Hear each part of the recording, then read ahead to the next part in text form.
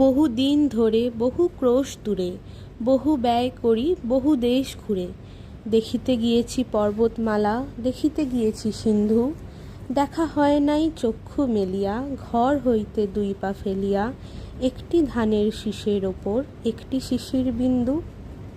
আমরা ভ্রমণ পিপাসুরা বহু দেশ দশ ঘুরে বেড়াই, অথচ নিজের এলাকাটাই ভালো করে ঘুরে দেখা হয় না। তাই কবিগুরুর লেখা এই লাইনগুলির কথা স্মরণ করে ঠিক করলাম নিজের জন্মস্থান ও একদা ফরাসি উপনিবেশ চন্দননগর শহরটি ঘুরে দেখি। হাওড়া ব্যান্ডেল মেন লাইনের ছোট্ট শহর চন্দননগর। কলকাতা থেকে 1 ঘন্টা দূরত্বের এই শহরটিতে আমার জন্ম, বেড়ে ওঠা ও বাসস্থান। চন্দননগর নামটির সঙ্গে প্রথমেই যে কথাটি জড়িয়ে থাকে তা হলো মা জগদ্ধাত্রী ও আলোক শিল্প। তাই প্রথমেই এসে পৌঁছলাম আদিমায়ের মন্দিরে। কৃষ্ণনগরের রাজা কৃষ্ণচন্দ্রের দেওয়ান ছিলেন চন্দননগরের বাসিন্দা ইন্দ্রনারায়ণ চৌধুরী।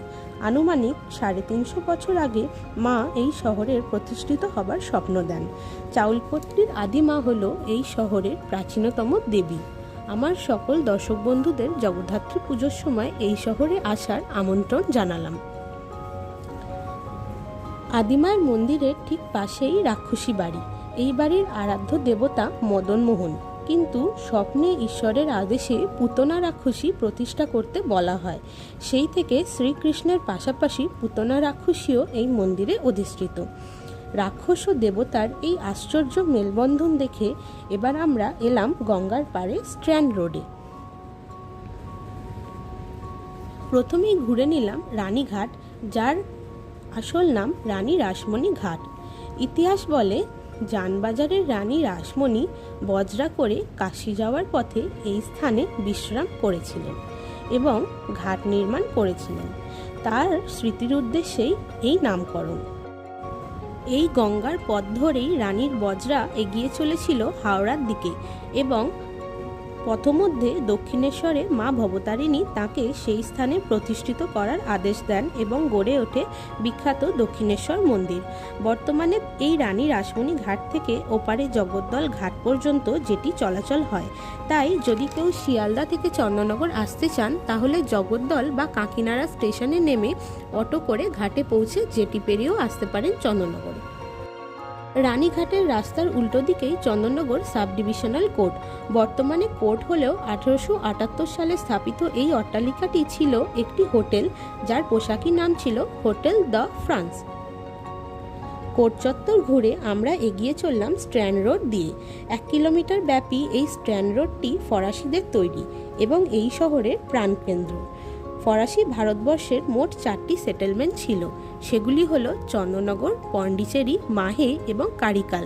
তাই একদা ফরাসি উপনিবেশের এই শহরটির অপর নাম ফরাসডাঙ্গা। কোর্ট থেকে কয়েক পা এগিয়েই চোখে পড়বে ক্লক টাওয়ার বা ঘড়িঘর। এটিও একটি ফরাসি আমলের স্থাপত্য এবং 200 বছর ধরে টাওয়ারটির উপর স্থাপিত এই ঘড়িটি শহরবাসীকে ঠিক ঠিক সময়ে জানান দিয়ে চলেছে। ক্লক টাওয়ারের উল্টো দিকে চোখে পড়বে জলশ্রী রেস্তোরাঁ। এটা পশ্চিমবঙ্গ সরকারের নতুন সংযোজন। ভাসমান এই রেস্তোরাঁতে বসে গঙ্গায় ভ্রমণ করতে করতে স্ট্র্যান্ডের একটি সুন্দর ভিউ দেখতে পাওয়া যায়। এছাড়া স্ট্র্যান্ড চত্বর জুড়ে রয়েছে অজস্র ছোট বড় ফুড স্টল ও রেস্তোরাঁ। ফাস্টফুড থেকে আইসক্রিম, ভেলপুরি থেকে রসগোল্লা সবকিছুই মিলবে এই চত্বরে। তাই পকেট বুঝে জমিয়ে পেট পূজা সেরে চলুন এবং পায়ে পায়ে হেঁটে যাওয়া যাক চন্দননগর চার্চের দিকে। এই শহরে এখনও ফরাসি শিক্ষার ব্যবস্থা আছে। ইকল দ্য জোন নামের প্রাইমারি স্কুলটি পথমধ্যে চোখে পড়বে, আর হায়ার সেকেন্ডারি শিক্ষার জন্য চার্চের ঠিক পাশেই রয়েছে কানাইলাল বিদ্যামন্দির ফ্রেঞ্চ সেকশন। এছাড়া ফরাসি ভাষার ডিগ্রি ও ডিপ্লোমাও পড়ানো হয় ইনস্টিটিউটটি চন্দননগরে। যদি কেউ ভাষা শিখতে চান এবং ফরাসি ভাষায় উচ্চশিক্ষা করতে চান তবে এই ইনস্টিটিউটে যোগাযোগ করতে পারেন। আমরা পায়ে পায়ে এসে দাঁড়ালাম চন্দননগর স্যাক্রেড হার্ট চার্চের সামনে, ফরাসি ভাষায় যার নাম ইলিয়াসে দু সাক্রে কিয়র। চার্চের ঠিক সামনেই রয়েছে যিশুর ক্রুশবিদ্ধ মূর্তি এবং তাকে ঘিরে প্রার্থনারত মানুষ। ফ্রেঞ্চ আর্কিটেক্ট জেক দুচাতের নির্দেশে তৈরি এই চার্চটি স্থাপিত হয় 1691 সালে।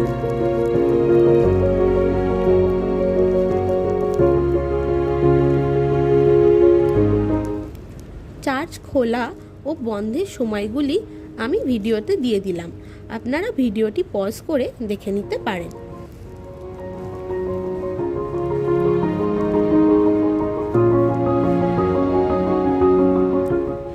সুসজ্জিত বাগানে ঘেরা চার্চে প্রবেশ করে দেখে নিন ফরাসি আমলে তৈরি ক্যাথলিক বাইবেল থেকে উদ্ধৃত সুন্দর মূর্তিগুলি। পল গোথেলস, যিনি ছিলেন আর্কবিশপ অফ ক্যালকাটা, উদ্বোধন করেন এই চার্চটি। ক্রিসমাস ইভ ও 31 ডিসেম্বরে গোটা স্ট্র্যান্ড চত্বর ও চার্চটি সুন্দরভাবে আলো দিয়ে সাজানো থাকে। তাই যদি অন্যরকম একটি ক্রিসমাস উপভোগ করতে হয় তাহলে অবশ্যই চলে আসতে হবে ফরাসি শহর সাদাননগরে, যা অপভ্রংশ হয়ে এখন বলা হয় চন্দননগর।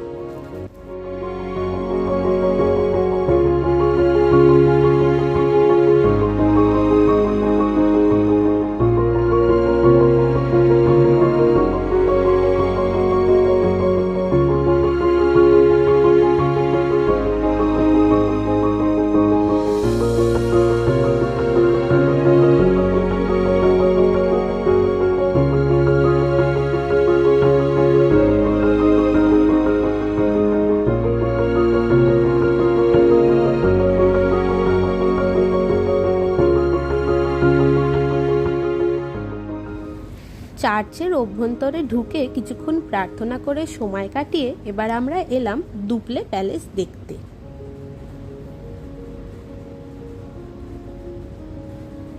জোসেফ ফ্র্যাঙ্কিয়াস দুপ্লে ছিলেন ফরাসি চন্দননগরের শেষ গভর্নর জেনারেল। তার বাসভবনটি এখন প্যালেস, বর্তমানে মিউজিয়াম, এবং এই প্যালেসটির নাম ইনস্টিটিউট দ্য চন্দননগর, এবং এখানে ফরাসি শিক্ষার ব্যবস্থা আছে। প্যালেসের ভিতরে ছবি তোলা নিষেধ। মিউজিয়ামের ভেতরে দেখে নিন ফরাসি আমলের ও স্বাধীনতা যুদ্ধের বহু স্মৃতি বিজড়িত অ্যান্টিকগুলি। চন্দননগরে বহু সিনেমার শুটিং হয়েছে, তার মধ্যে উল্লেখযোগ্য হিন্দি সিনেমা কাহানি 2 এবং বাংলার জাতিস্বর, হাওয়া বদল ইত্যাদি। স্বাধীনতা যুদ্ধের সময় ব্রিটিশ সরকারের চোখ এড়িয়ে চন্দননগর ছিল বিপ্লবীদের এক নিরাপদ আশ্রয়। শ্রী অরবিন্দ, কানাইলাল দত্ত, রবীন্দ্রনাথ ঠাকুর, জগদীশচন্দ্র বসু, ঈশ্বরচন্দ্র বিদ্যাসাগর প্রমুখ বহু নামি দামি মানুষের পদধূলিধন্য এই শহর। ব্রিটিশ শাসনে যখন গোটা ভারতবর্ষ উত্তাল, তখন চন্দননগরের বাসিন্দারা নিরাপদ এবং শান্তিতে বাস করত ফরাসি শাসনে।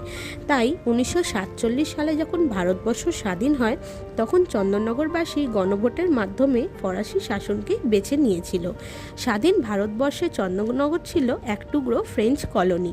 1954 সালের 2রা অক্টোবর ফরাসি গভর্নর জেনারেল চন্দননগরকে হস্তান্তরিত করেন ভারত সরকারের হাতে।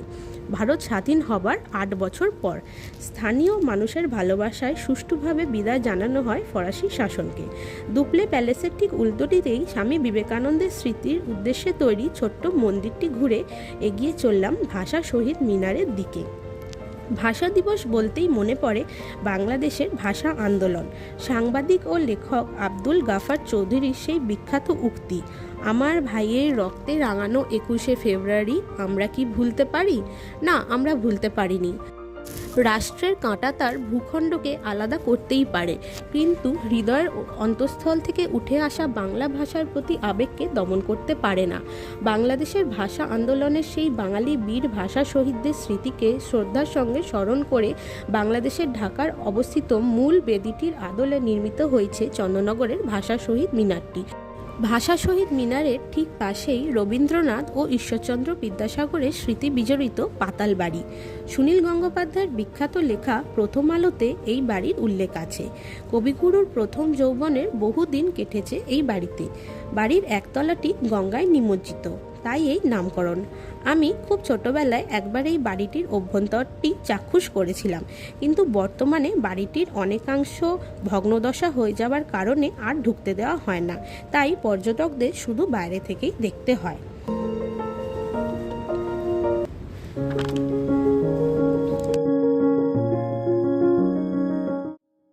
পাতালবাড়ি ঘুরে স্ট্র্যান্ড রোড ধরে এবার এগিয়ে চললাম জেটিতে সময় কাটাতে।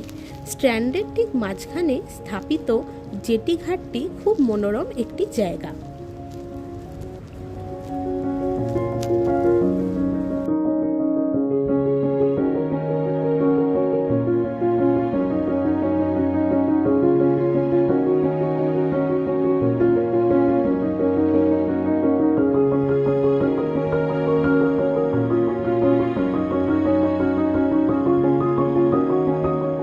ফ্রেঞ্চ রিভলিউশনের স্মৃতিসৌধ এই জেটিটি।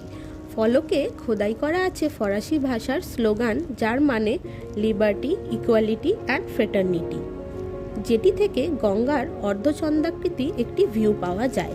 ইতিহাসবিদদের মতে গঙ্গার তীরবর্তী চাঁদের আকারে এই ভূখণ্ড হবার কারণে এই শহরের নাম চন্দননগর। আরও একটি মত বলে যে এই স্থানে একসময় প্রচুর চন্দন গাছ ছিল, যা রপ্তানি হতো গোটা ভারতবর্ষে, তাই এই নামকরণ।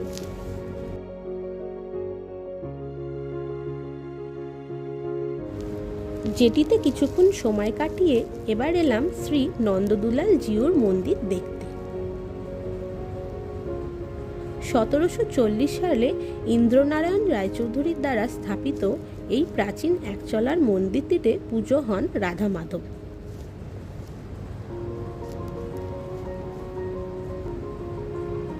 চন্দননগর নামের সাথে ইতিহাস, আলো ও মা জগদ্ধাত্রী ওতপ্রোতভাবে জড়িত। এছাড়াও আরও একটি বিষয় যা উল্লেখযোগ্য তা হলো মিষ্টি, যার মধ্যে অন্যতম হলো সূর্যকুমার মোদকের বিখ্যাত জলভরা সন্দেশ। তাই একটু জলভরা খেয়ে মিষ্টিমুখ করে এবার আমরা বাড়ির পথ ধরলাম। কলকাতা থেকে চন্দননগর আপ ডাউন ট্রেন ভাড়া 20 টাকা। আদিমা মন্দির ঘুরে স্ট্যান্ড আসতে লাগবে 20 টাকা। স্ট্যান্ড পৌঁছে প্রতিটি দ্রষ্টব্য স্থান পাশাপাশি পাবেন, তাই পায়ে হেঁটে সব ঘুরে নেওয়া যায়। ভ্রমণ শেষে স্টেশন পৌঁছাতে টোটো ভাড়া নেবে 10 টাকা। খাওয়া দাওয়া বাদ দিয়ে তাই জনপ্রতি 50 থেকে 70 টাকার বিনিময়ে স্বল্প খরচে অনায়াসেই চন্দননগর হতে পারে আপনার পরবর্তী উইকেন্ড ট্রিপের ভ্রমণ ঠিকানা।